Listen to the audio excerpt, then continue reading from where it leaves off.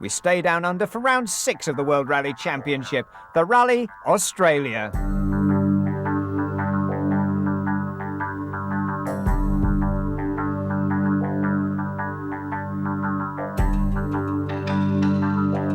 Based in Perth on the western seaboard, it's a rally and a country that has an atmosphere like no other, highlighted by the spectacular opening Langley Park special stage. Floodlit rally action.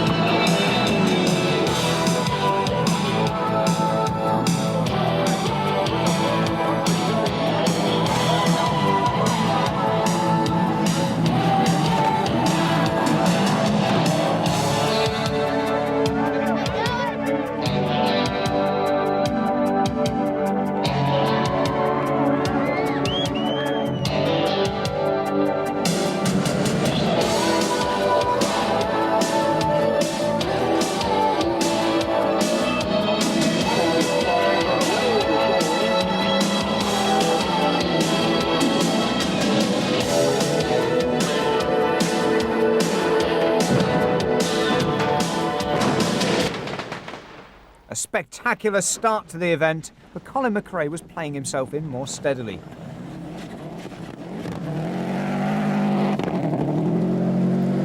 Third on the opening stages of the event, but McRae, head clear, head down, was charging.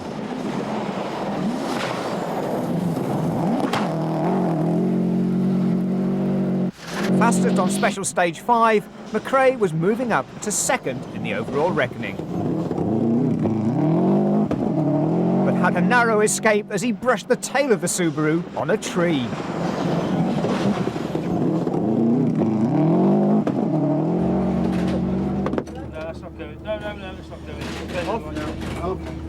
Yeah, we just near the beginning of one of the stages, I can't remember, the intercom battery went down, so I couldn't hear the notes at all, and I came up in a corner a bit too quick, and we were quite lucky. We just touched the bank on the way out the corner. A narrow escape from McRae, perhaps emphasising that he's got a championship as well as individual rally results at stake, but he's still flying high.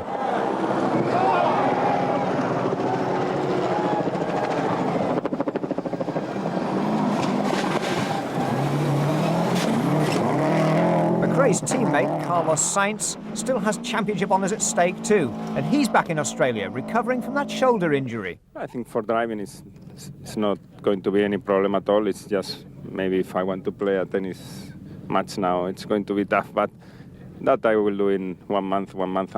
I think it will be 100% even to do exactly the same that I was doing before.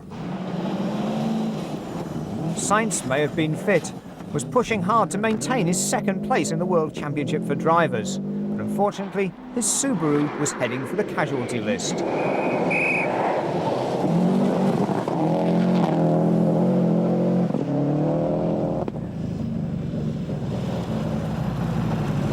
The engine note tells part of the story. What we can't see is that the temperature gauge is off the stop.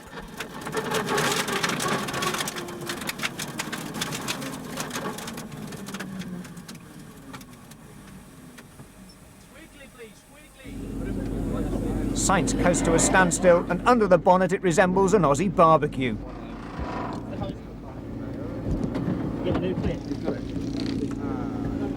Yeah, a small branch came into the radiator and break it straight away, so can't do anything. It was a branch in the middle of the road. And that was only the start of the Subaru team's woes. The jovial New Zealander Possum Bourne was also a casualty, out after an accident on the third special stage. That left only one Subaru left in the rally, but of course that one was Colin McRae. The start of the third leg, and Kenneth Eriksson in the Mitsubishi is simply getting better and better.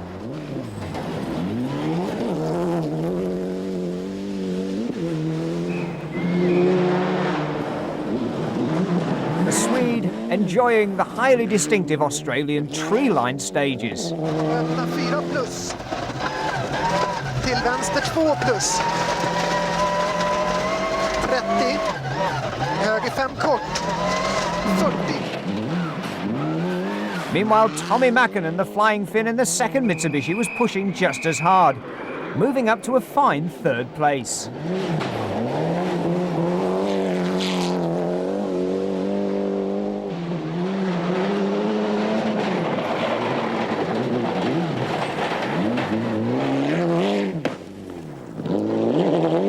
Mitsubishi Lancer Evo 3 is getting the reputation as the most powerful car in the current World Rally Championship. It's certainly something Tommy Mäkinen was making full use of. With 2 cars in the top 3, it's a dream result for the Mitsubishi team. But Toyota are right behind, and Juha Kankkinen's favourite event. No, I don't know. This rally has been really good for me always. I mean, it has been actually best rally in my career if I compare all the other rallies. And I don't know, somehow this road suit very well to my driving style, and I like it, and the country is very good as well. Kankkinen turned his enthusiasm into an early rally lead. Fastest on special stage 3, Kankkinen looked set to head the field. But he hadn't counted on Ericsson and the Mitsubishi, nor had he counted on a problem with the Toyota's suspension, which started to seize up as the day went on. 20.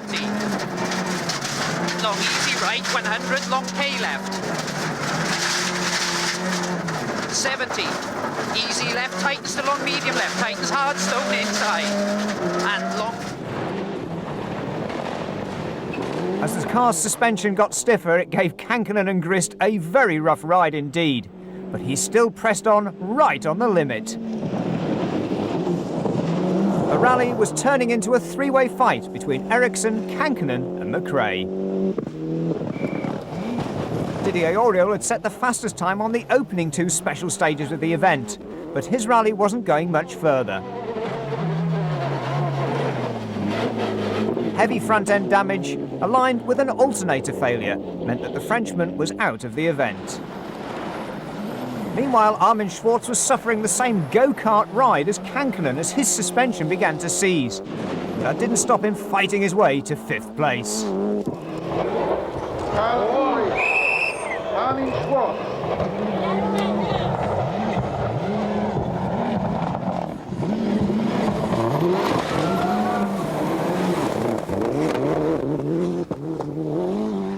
Fourth, 5th and 7th for the Toyotas, with Yoshio Fujimoto the third remaining car after leg 2. Long faces still, though, in the Ford camp. Francois Delacour was struggling with his Ford Escort's handling.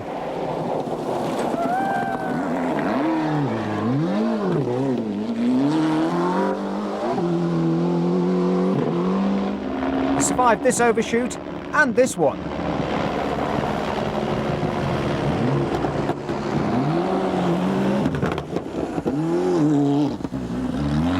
Sadly for the Frenchman, it was set to be third time unlucky.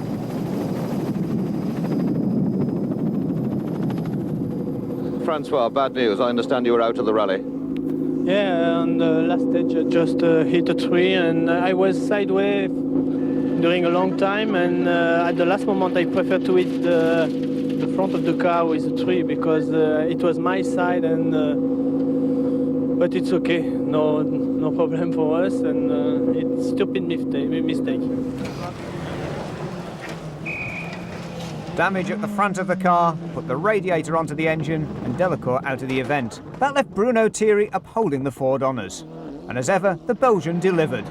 On his first experience of Australian rallying, he was heading for 6th. But ahead of them on the leaderboard, it was a dead heat. Colin McRae and Kenneth Ericsson neck and neck. You first, then Colin first, and now equal again. What's the plan for tomorrow? Try to win, but we will see. That's my plan anyhow.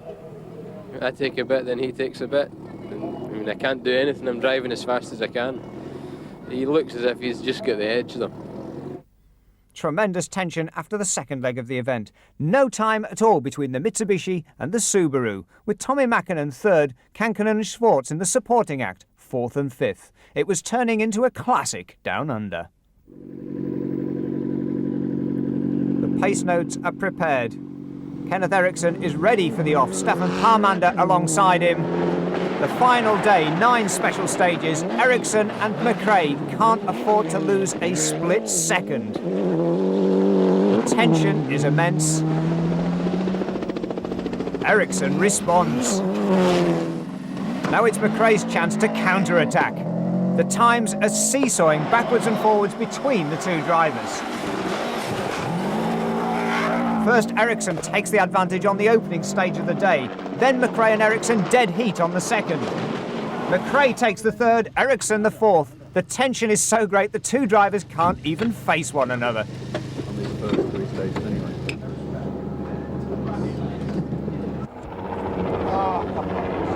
Special stages 27 and 28 on the Moresque plantation, and Eriksson takes 2 victories. McRae gets none. It's going the Swedes' way.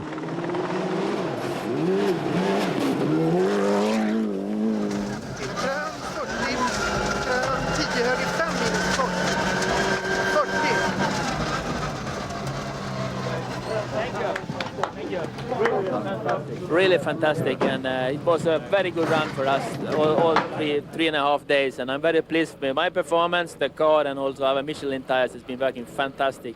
Not a puncture during the whole rally, and it was tough this morning, but I just went for it, and I felt that I had a good chance. Another victory on the final stage of the day is a bonus for Colin McRae.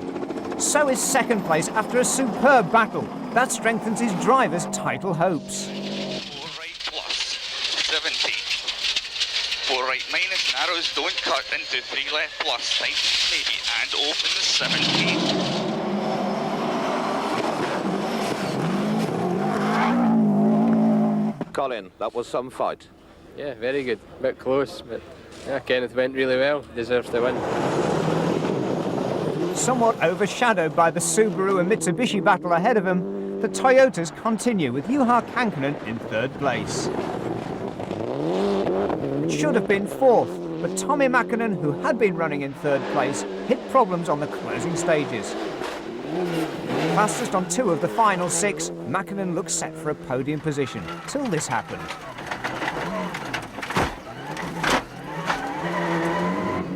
A narrow escape, and watch the front wheel as he starts the next stage. The front suspension damaged, the Mitsubishi lucky to limp to the finish.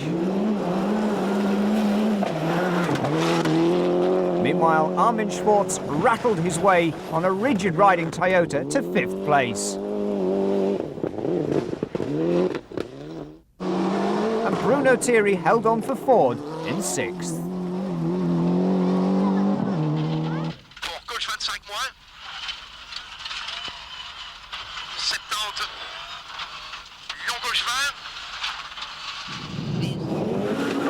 Safari winner Yoshi Fujimoto again proved his World Championship pedigree with a fine 7th place in the 4th Toyota. While Ed Ordinsky took Group N victory after a rare retirement for Rui Madeira.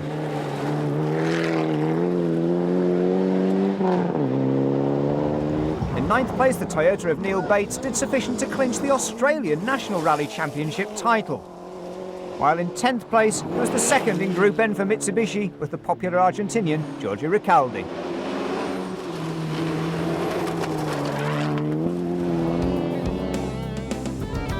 But a superb result for Kenneth Eriksson for Sweden and for Mitsubishi, 19 seconds ahead of Colin McRae, whose maturity in the closing stages marked him as the man to watch for the championship. Juha Kankkunen keeps his championship hopes alive with a fine 3rd place ahead of Tommi Mäkinen, Armin Schwartz, Bruno Thierry, Yoshio Fujimoto, Ordinsky, Bates and Ricaldi. Kankkunen still leads the championship by 7 points now from Colin McRae, with Didier Auriol 4 behind, Carlos Sainz 1 behind him. And Toyota lead the Manufacturers' Championship after 6 rounds by 5 points from Mitsubishi.